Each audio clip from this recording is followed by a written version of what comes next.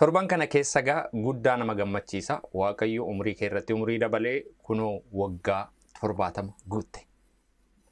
Maaltu sitti dhaga'ama? Attami waggaa 70 guutuun? Waggaa 70 guutuun hedduu beessadha.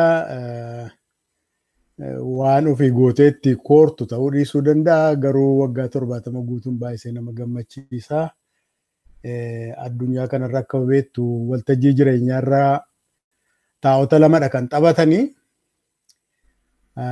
Gara waggaa 40 fuuldura kan sitti mul'atu taa'otumti inni tokko baay'isee caalee mul'achuu isaati. Innis jireenyuma jechaadha. Inni gara biraan inni lammaffaa sitti mul'atu.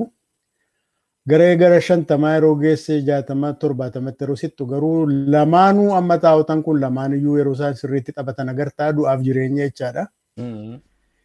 Inni tokko caalaa yeroo inni itti mul'achuudhaaf roolii taphatu sana taphachuudhaaf yeroo inni deemutu sitti mul'ata. Egaa kana fakkaata jireenyi kanumadha.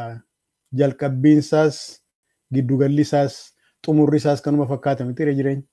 Baay'ee akka gaariitti nu ibsite. Egaa guyyoota muraasa fuulduraa feesbuukii irratti agarree atuusin kabajanii maatii wajjin baay'ee namatti tola.